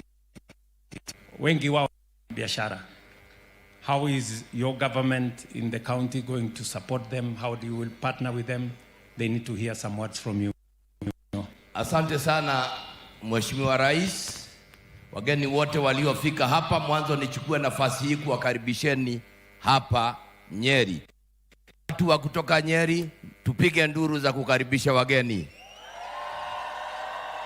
Asante sana. Your Excellency, ningetaka kusema hivi, hawa vijana hapa ni wale ambao systems za Kenya zimlikuwa zimewaangusha kidogo, kwa sababu wangetakikana wasome sana, waende university, pengine watoke katika jamii fulani. Lakini mpango huu wa Nyota umekuja kuwasaidia, na ningetaka niseme hivi, like you have said, Zakaria 4:10, let us not ignore humble beginnings. Nilikuwa nafanya calculation zangu, Your Excellency, katika 50,000 Kenya shillings unaweza nunua machine, unaweza nunua welding machine, unaweza fungua kiosk ya soda, unaweza fanya vitu vingi. Kama serikali ya county tulikuwa tumeanza mpango kama huo na vijana wachache tukishirikiana na And that is happening at the ASK Showground in Kaviroine, Nyeri County, where it is the Nyota Business Startup Capital Disbursement, and it's being overseen by His Excellency the President, Dr. William Samoei Ruto. Giverson Maina is a reporter on the ground. Speaking right now is Nyeri Governor Mutahi Kahiga. So, sports check. We've had one conversation. What you have three. Looks like one may just not be there, but we're going to have a quick one here. We're with Tiras Wayaki in studio, and it is about the Africa Cup of Nations, and we're headed to the semi-final stage, and this is going to be big. Senegal against Egypt, Nigeria against Morocco. And Tiras, good morning to you. Good morning. Yeah, briefly, just summarize for me the quarterfinals that are played. Let me start with Mali, Senegal. Senegal winning by 1-0 against Mali. Oh, gosh. Expectations were higher. One would have expected Senegal to do better, especially on the finishing bit of things. But it's a derby, it's a West African derby, and derbies being derbies, that one ended up being a typical one. Very difficult, especially for Senegal, who were definitely not the underdogs going into that beat. Mali were the underdogs. In fact, Mali, in the eyes of many, were not supposed to make the round of 16. The quarterfinal. They were supposed to lose in the round of 16 to Tunisia, but they surprisingly edged them out, penalty shootout. And against Senegal, a game of few chances, very tight, very technical. If Mali could have finished what they were starting, especially in the second half, then that game may have gone into extra time and then extra time penalties, and we'd be having a very different conversation now. But Senegal were able to, though unconvincingly, edge them out 1-0 in open play. All right. Morocco, 2-0 winners over Cameroon. All sorts of conversations have said that, if Morocco is relying on, referee help, but the quality of their players is something else. Outstanding. That was a world-class performance. I've seen a bit of that on social media, and I saw that there's going to be an official complaint that's going to be taken up by Cameroon with respect to officiating. I don't know how true that is, and I don't know if at all if it is true how far it could go, because Cameroon, they were outsmarted. I mean, Morocco turned up when they were really supposed to turn up. They haven't had that quick run off the blocks in this particular tournament, despite the fact that they are one of the favorites, perhaps even first among equals. But Morocco did turn up, and they played exceptionally well, mainly using their flanks with Unahi's absence from the heart of midfield. Now they were relying on Hakimi, especially on this side, and he didn't let them down. From the get-go, they dominated that game. Cameroon, to me, I would have thought they would have won that game, given the fact that they've played so well in this tournament, which is rather ironical because they went into it as a very divided house. We all know about that. But Morocco, and with the 12th man, they're playing at home. They played the game of their lives. It was a thriller to watch, an absolute joy. And then Brahim Diaz scoring his 5th goal in his 5th consecutive game. Game after game, he's scoring. He's now one for the folklore of AFCON football, not just Moroccan football. You can't stop him scoring. But notice that despite such great open play, Morocco scored from dead balls. They didn't score from outright open play, as it were. They've been called set-piece specialists. And indeed they are. One was from a corner kick. It shows you they're really attacking from the flanks. And the other was from a free kick, which was on the side of the Cameroonian goal. They're really attacking from the flanks now in the absence of Unahi. And beautiful goals. I find it strange that despite such great open play, they were not able to score from open play. It tells you that Cameroon's defense was quite up to the task. It's just that Cameroon couldn't quite find a footing into that match, because every time they got the ball, Morocco dispossessed them. So Morocco were brilliant, not just on the ball, but off the ball as well, for the 90 full minutes. 2-0 the final score, well-deserved win. Cameroon, they're not going to be at the World Cup mid this year, so it's all lost for them. But one thing they have gained is the respect of many, because they put on quite a show. No one would have expected them to turn up the way they did. They really did turn up. I mean, but the big lesson now coming, the big question about Cameroon now, not at the World Cup. Qualification for the next major tournament is what's the story for them. We'll be talking about the AFCON. But the question then is, how do they get their house in order? There seems to be, what you call supremacy battles around who's in charge of that team. I think one thing they showed throughout this tournament is that the elders have stepped in. The Roger Milla, star of 1990 World Cup for Cameroon. We can also see Rigobert Song, a former captain of Cameroon, and also a former head coach of the Cameroonian side and the under-23 side as well. If you watched the Cameroon games and looked at the stands, you would see this old guard of Cameroonian football seated behind Samuel Eto'o, who's now the president of the Cameroonian Football Federation.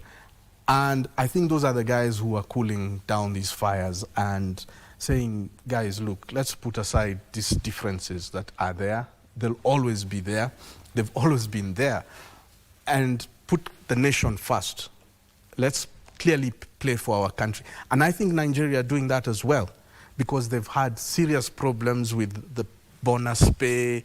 They've had problems on the field as well. We've seen them tear into each other verbally. But when it comes to the business, and Nigeria are one of the teams we're going to be looking at in the semi-finals the day after tomorrow, they're putting their nation first. And I think this kind of differences affected their World Cup qualification to an extent, because they're also, just like Cameroon, going to miss out on the World Cup in June. Yeah, because I want to come into the case of Nigeria. The last 10 years, I think they've had 10 coaches or something. They've been averaging a coach a year. But it is now Eric Schell who's in charge. And he was not considered to be big enough for the Super Eagles. But here he is, taking over this side, managed the, almost got them to World Cup qualification. But here they are, and he's created what I would call a very unusual style of play, a 4-2-2-2. A 4-4-2 diamond or a 4-2-2-2, however you want to view it. But Nigeria have been delivering. Their problems aside. Yes, they've been delivering. And under very difficult circumstances. You'll remember during one World Cup qualifier, they were checked into a hotel that looked like it had mold all over it. I mean, a health hazard, in an area that didn't even look fit to take in professionals of that caliber who are presumed to be multi-millionaires, and they are. So in terms of accommodation, in terms of their safety, that's not the way to treat a team of Nigeria's caliber. So they've had problems, but Eric Schell, and I've stood with him through thick and thin, when guys were saying, sack this guy, especially after that disappointing Chan performance, and them missing out on World Cup qualification, I said, no, this guy took Mali, who play a similar game to Nigeria, to the last Africa Cup of Nations, 2023, which was played in 2024, and they put on one of the best displays ever from Malian football. So this is the right guy for Niger. Give him time, give him support. And on radio I told you, this is a tournament whereby we're now going to see Eric Schell's work coming out.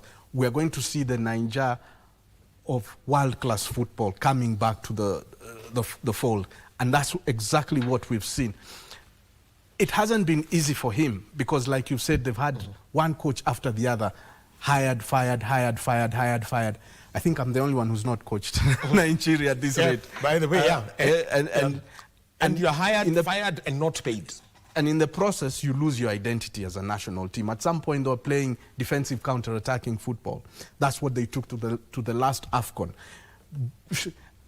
It's still a mystery how they got to the final, but they were never going to win the World Cup playing that kind of football. It's not to their strengths. They were never going to win the AFCON that way.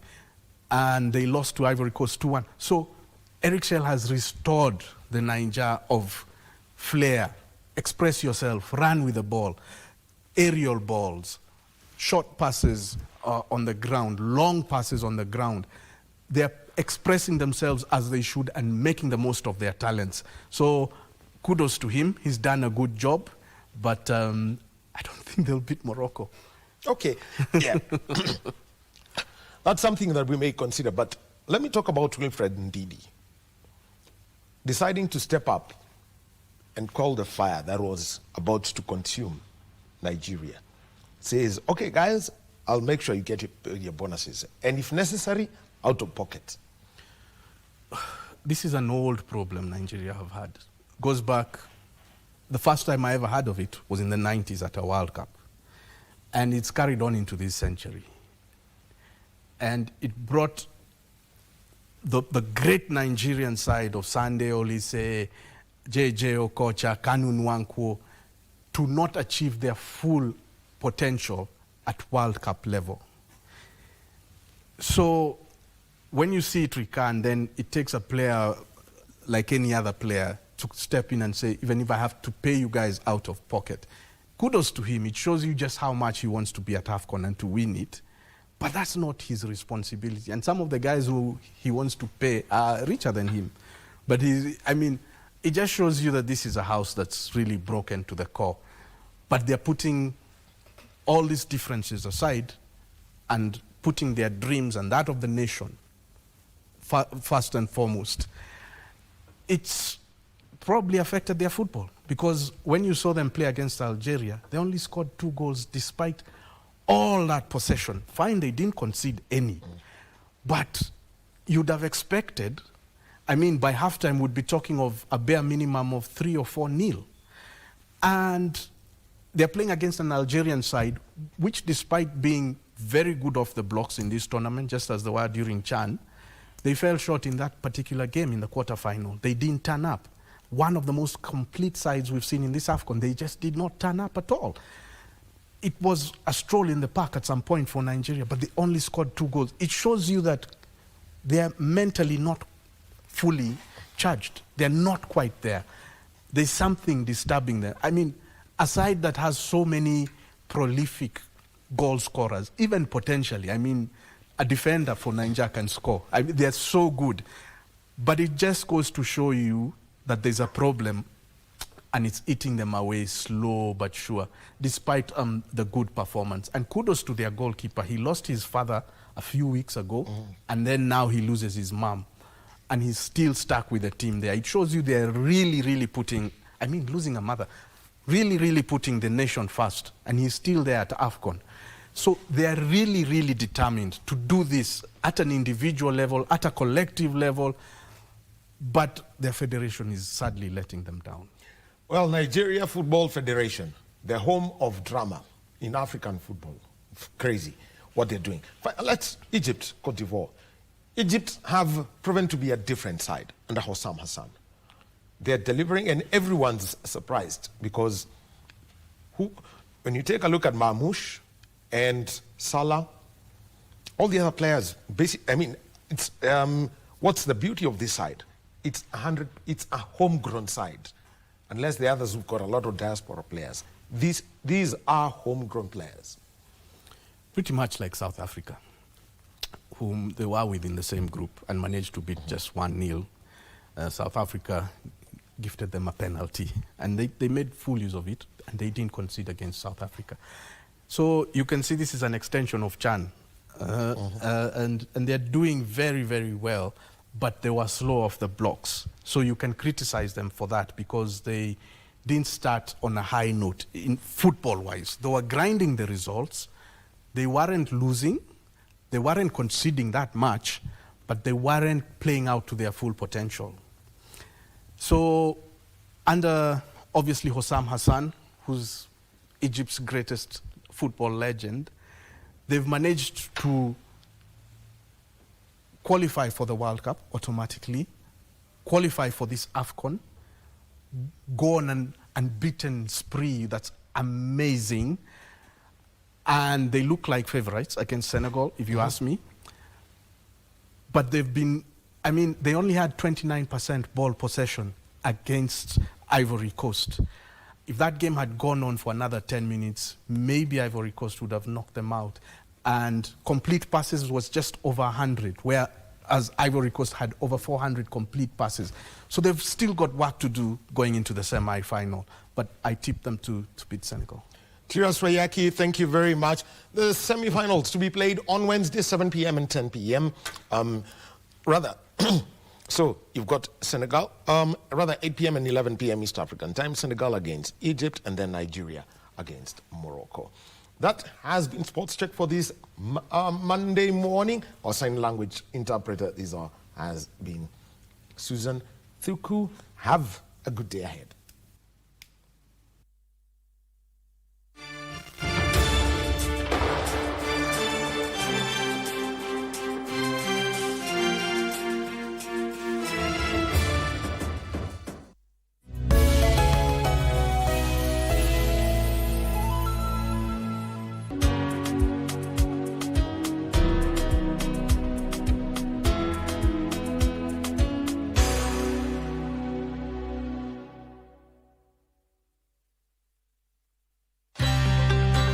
Want to enjoy free-to-air digital TV with crystal clear quality? Here's how to get started with Signet. Step 1. If you have a smart TV, you're good to go. Next, connect the aerial to your TV. Now, do an auto search on your TV. Just follow the prompts on the screen. And that's it. You're now tuned in to Signet. Sit back and enjoy a wide range of free-to-air digital channels. For technical inquiries, call the Signet hotline on 0770 572 656. Greetings in the name of the Most High Jah Rastafari. My good name is Marley Moses, the Positive Warrior, alongside... Yes, sir, DJ D-Rage, the baddest. Each and every Wednesday from 10 p.m. on KBC Channel 1 TV. Tunakuletea the biggest reggae party in 254 in a yard extra. Extra niceness of reggae music. Extra dose of entertainment. When the thing is nice, we have to do it twice.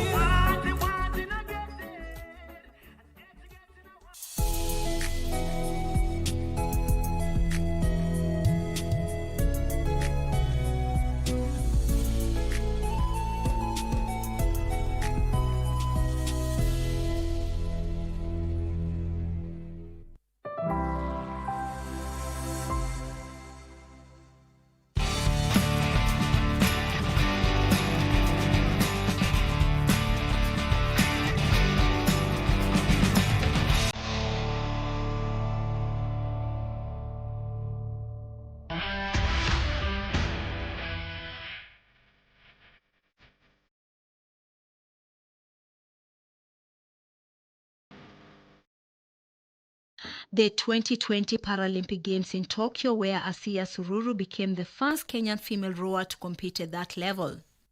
I can say my experience in Tokyo was mind-blowing. I went there with the set of mind that I must come out with something from here. It was like a practice field for me. I know it's the biggest stage and everything, but I knew my chances, so I was fully aware of how far I can go. So I was like, I must learn something. When I qualify to the other Paralympic, that is 2024 Paris, I will not be talking of the same thing like practice. It will not be practice. I will be going there to be a Paralympic medalist. But with the Tokyo, it kind of give me that environment, how it feels like to be in biggest stage with the big people, yeah. She had barely learned the ropes of the sport when she was thrust into the deep end, and surprise, surprise, she rose to the occasion. When I was told that there will be qualifiers in Tunisia, I was like, why not? I can do this. It's like I've not been in any competition, I've been in lots of competitions, so like acha niende nikapambane. So I went to the qualifiers while I was still new in the game. Because after finishing the race, I was like, you are the first Kenyan female to qualify in the Olympics, Paralympics. I was like, I am? Am I? You know, those misbelieving moments. Ni mimi? Ni mimi, eh? Okay. Nimeshinda ma nimepita tu. So the people kept on replaying me the video of how I went. I was all over the waters. I didn't know how to row in a straight line. But either way, I became fast. I was like, hakuna mwingine amekuja hapo, ni mimi hapo. Those most memorable moments. They're like, unashanga ushangai uko kama uko. And the fact that also I get to be the first female Kenyan rower, and I got to go my first Paralympics, to participate in my first Paralympics. It was mind-blowing. Everyone had more information than me. It's like, you are the first Kenyan female rower. You are going to Olympics. It's like everything. After the race, everyone was telling me everything. Ni kweli? Is it? Ni hivyo? It was the most memorable moment because it keeps on replaying in my mind. It's like, ni mimi, nimefanya hivi. The double amputee took part in the one-boat women's single sculls event, where she was placed 5th in the repechage and 12th overall in her debut. So in the Tokyo 2020, we did our competition they called Forest River. Forest River. It's where we did the competition, and while I was in there at Forest River, what I realized is that I'm here to learn, to be educated, because I was competing with the best of the best. So I knew my chances. I wanted to be like, we've got in rowing, we've got final A and final B. So my mission was to be in final A.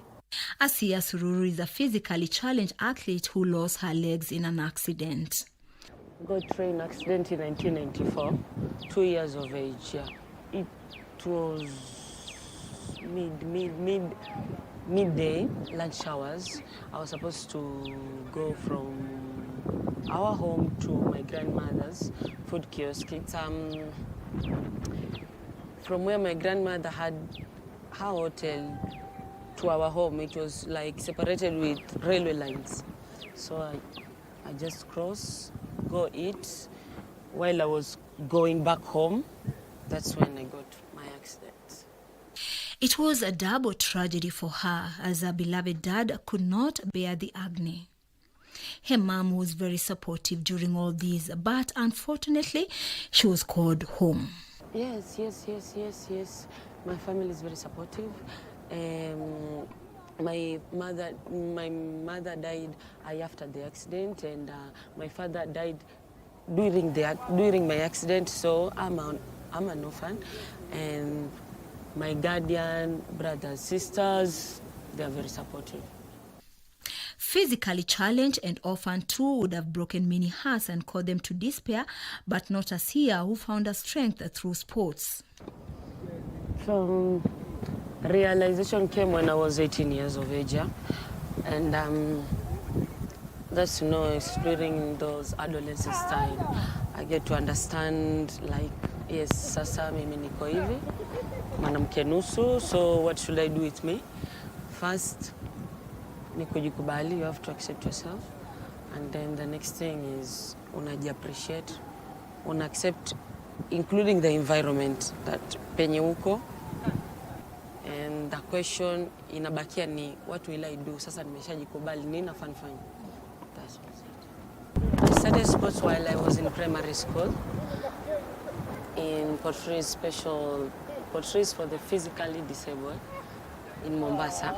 It's a school there, so every student was supposed to play like all sports, from indoor to outdoors. So that's when I get to learn many of them. And I went to Joytown in secondary school, and there was also sports there for the physically disabled in Thika. And then I continue with the marathons while I was at Shanzu Training Teachers College. She eventually settled for wheelchair tennis, though capable of playing competitively in other sports. While I was in Shanzu, 2012, I was introduced to tennis by Coach Karanja. There was this tennis courts at Mvita, so I used to practice there during the weekends only. So in 2017, I competed professionally, started professionally tennis in 2017. She has been outstanding in the sport, both home and away, with the Tennis Kenya at the forefront of offering them the much-needed support. So far, in terms of tennis, there's singles and doubles. So in singles, I've been runners-up in 3 competitions, and I've been in double champion like 3 times. I think 4, 2 in Nigeria, 2 in Kenya. Yeah. It is an interesting venture for her, combining both the para-rowing and wheelchair tennis, but she's up to the task. In 2018, December, I got a call if I could try out rowing. And I said, why not? So I went to the water sport. That's when I was introduced to rowing. There were these 2 international coaches, and they were having 2 weeks camp in Mombasa to the water sport. With rowing, it's a very technical game. You can, once you do your mistake at the start, you are doomed. So I usually compare it with badminton. Though badminton is different, but it's very crucial. It's few minutes game, and once you do your mistakes just like that, you're already down. So with rowing, I kind of love it because it brings me that peace of mind, especially when I'm in those waters with my boat alone. And you see water everywhere, you are just having connection with the water, the boat, and you could hear even your heartbeat. Her initiatives have seen her being nominated for not only the Sawyer Sports Personality Awards, but other initiatives away from home, proving that yote yawezekana, with her notable one being named as one of the top women under 40 in Kenya, just to name but a few.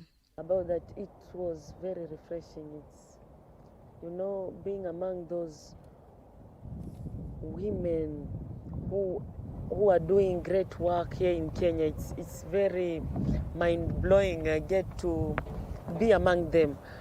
When you are among such women of such caliber, it gives you a different feeling. And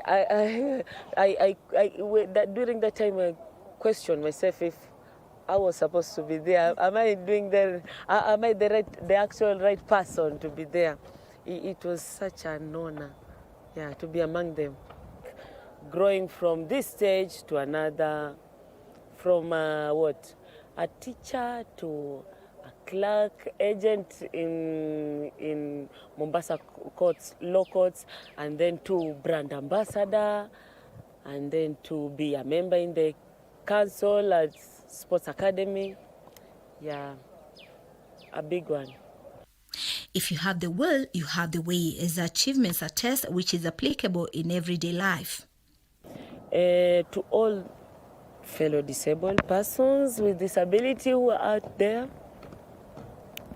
it is very possible to do everything. It's just how you set your mind. It is very, very, very possible. You know, we with us, persons with disability, we get to have so many excuses. But once you eliminate the excuses and started doing, you have to try to know if you can't or you can. So eliminate the excuses, try everything, and you have to have self-love, self-belief, appreciate yourself just the way you are. Yeah. The physically challenged Asia Sururu has proved beyond doubt that there is no limit to what one can achieve despite their limitations with her remarkable story in parasports. She looks forward to break more barriers in the near future, and we can't help but salute her for her fighting spirit, which has seen her navigate through so many obstacles and sail through at the same time. I realize about myself is just I've got self-love and self-belief. I believe too much in myself. It's like I have what we called, nyumbani wanasema ni moyo mgumu ama moyo mkunjufu. Niko na ile moyo ya kukazana, kupambana. So self-love, self-belief, and that kind of person that if an opportunity presented to myself, I will take it. I just have to see what's next in the future.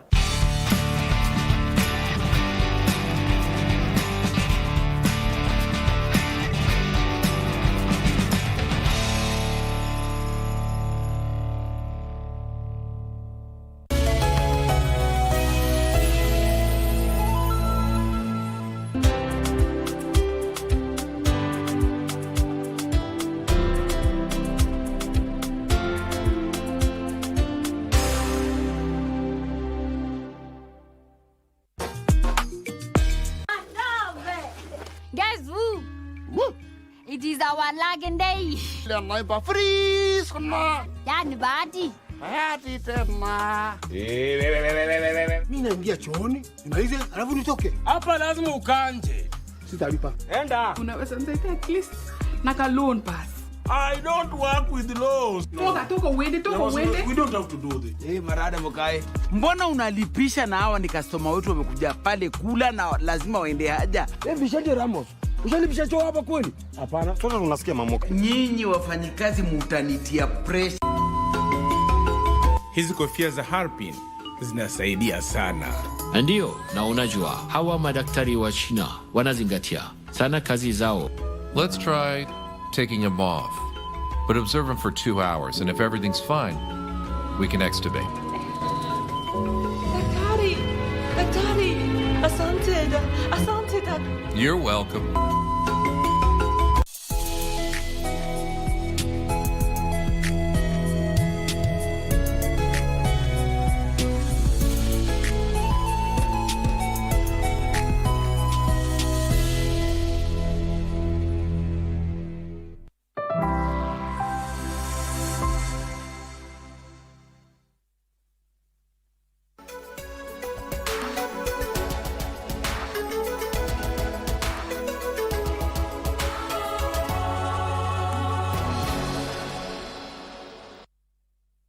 Ahlan wa sahlan wa marhaban mtazamaji popote ulipo, ni fahari yangu kuungana nawe adhuhuri ya leo ya siku ya Jumatatu ya tarehe 12 mwezi wa Januari mwaka 2026.